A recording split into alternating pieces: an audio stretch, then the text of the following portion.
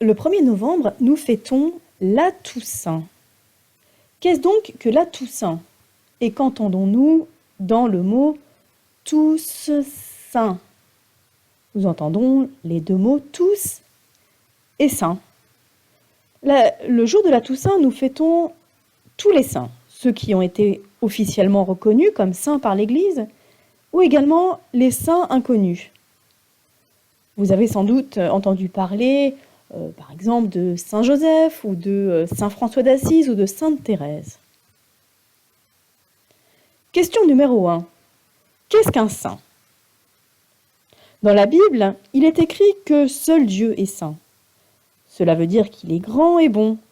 Et comme il est bon, Dieu veut partager sa sainteté avec nous. Les saints et les saintes sont les amis de Jésus, parce qu'ils l'aiment de tout leur cœur, et ils ont accepté de marcher à sa suite. C'est pour ça que les saints sont souvent les amis des pauvres ou des malheureux, parce que le bon Dieu les aime particulièrement.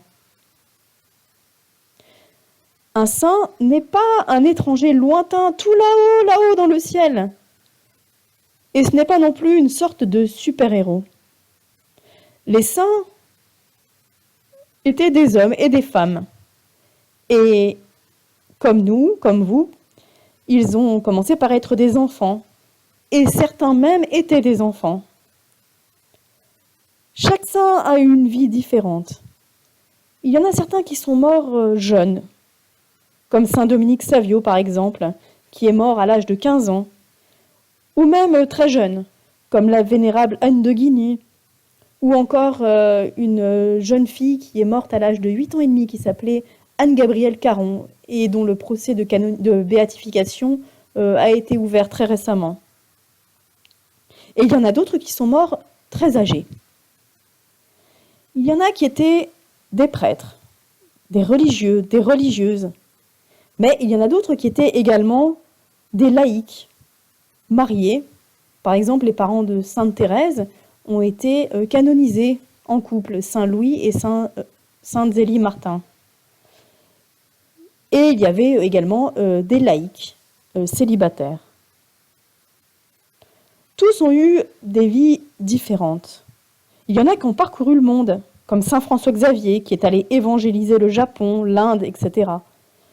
Ou encore le père Damien de Veuster, qui s'est entièrement consacré aux lépreux. Il est parti comme missionnaire en Afrique. Il y en a encore d'autres qui ne sont jamais partis, qui n'ont jamais traversé la planète, comme par exemple Sainte Thérèse de l'Enfant Jésus. Elle est rentrée à 15 ans au couvent, chez les Carmélites, et elle n'en est jamais sortie jusqu'à sa mort. Elle avait alors 24 ans. Pourtant, Sainte Thérèse a été proclamée patronne des missions. Et est-ce que vous savez pourquoi? Parce qu'elle est entrée au couvent pour prier pour les prêtres. Quand un missionnaire partait en mission, elle priait beaucoup pour lui.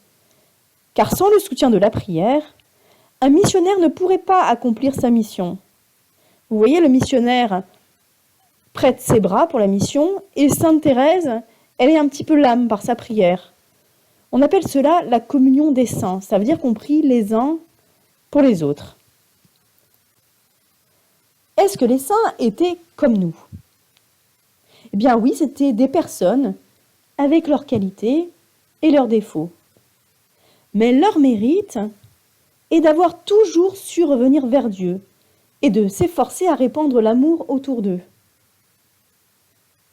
Le saint est un exemple vivant de ce qui est possible pour chacun de nous. À la suite de Jésus, ils ont voulu faire de leur vie une vie sainte. Question numéro 2. Est-ce que les saints sont nés saints? Certains saints ont une prédisposition à la sainteté très jeune. Ce fut le cas par exemple du saint curé d'Ars, que sa mère retrouve alors qu'il était tout jeune, en train de prier dans l'étable, et qui fit très tôt son possible pour ne jamais offenser le bon Dieu. Et puis il y en a d'autres qui ont mené une vie plutôt agitée et désordonnée avant de se convertir et de devenir des saints.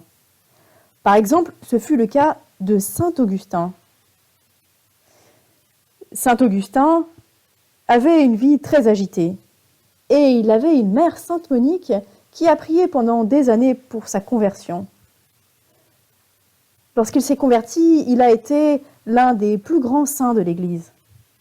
Il y avait également Saint François d'Assise, qui avait une jeunesse assez agitée et qui était également un très grand saint dans l'Église, ainsi que le bienheureux Charles de Foucauld. Comme le disait le saint curé d'Ars, les saints n'ont pas tous bien commencé, mais ils ont tous bien fini. Ce qui veut dire que l'on peut se convertir à tout moment et devenir un saint. Et cela est très encourageant, parce qu'il n'est jamais trop tard pour s'y mettre. Question numéro 3. Comment devenir saint? Faut-il faire des miracles, avoir des visions, entendre des voix? Pour devenir saint, il suffit de répondre pleinement à l'amour de Dieu en vivant l'Évangile, c'est-à-dire en aimant Dieu et les autres. En ce sens, les saints sont réellement des modèles pour les chrétiens. Nous ne sommes pas appelés à imiter leur vie, mais à imiter la liberté avec laquelle ils ont marché avec Jésus. Par exemple, on ne vous demande pas d'être des martyrs pour être un saint. Certains ont donné leur vie dans le martyre, d'autres ont fondé un ordre religieux, d'autres ont voué leur existence aux pauvres, mais ça ne veut pas dire que nous sommes appelés à cela. Des saints, il en existe beaucoup et tous ne sont pas connus. Tous n'ont pas fait de miracle de leur vivant. Par exemple, Sainte Thérèse n'a jamais fait de miracle de son vivant. Et même, savez-vous quelle est la plus grande sainte dans le ciel? C'est la Sainte Vierge. Pourtant, la Bible ne rapporte aucun miracle qu'elle aurait fait de son vivant.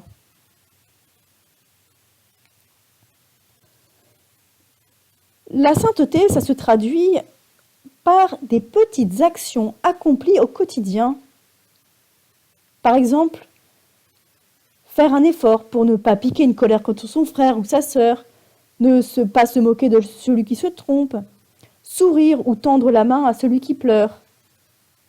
Être un saint, ce n'est vraiment pas être un Superman ou accomplir des choses exceptionnelles, mais c'est faire même les plus petites choses, les choses les plus simples, comme par exemple une mère de famille qui va peler des carottes pour sa famille, et faire ces petits gestes par amour.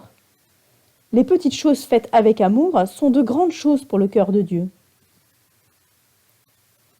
Question numéro 4. Faut-il une reconnaissance officielle et être canonisé en grande pompe pour être un saint? Comme nous l'avons déjà dit, il existe de nombreux saints, mais tous ne sont pas connus.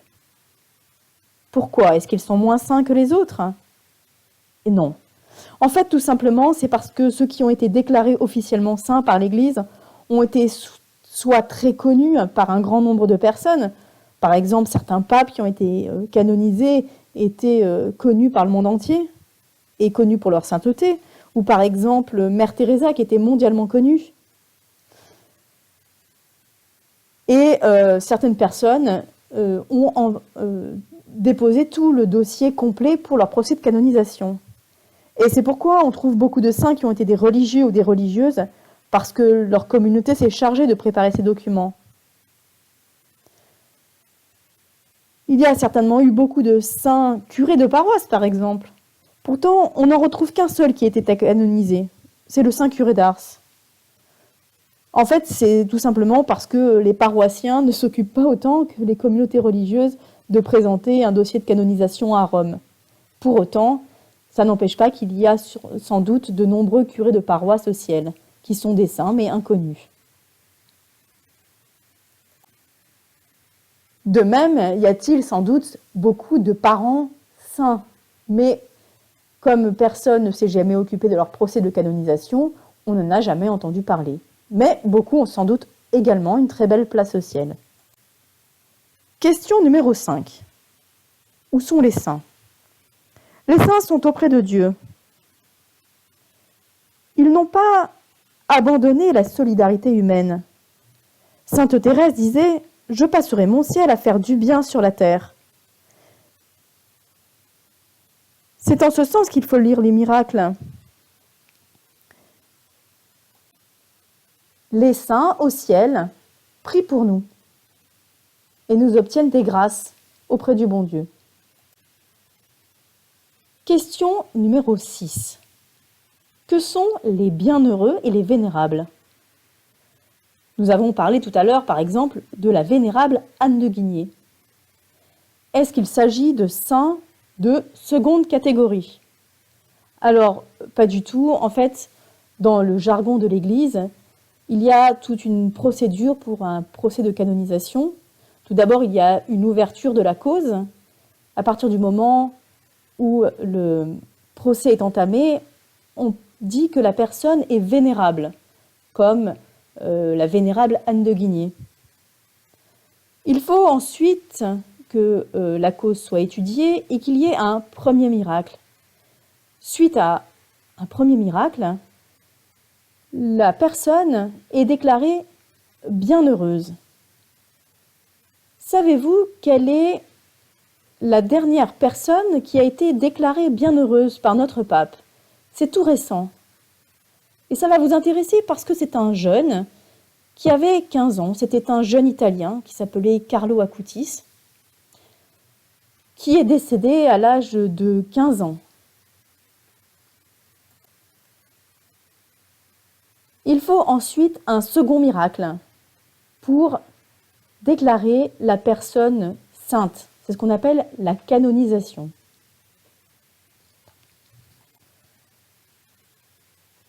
Question numéro 6. Adore-t-on les saints?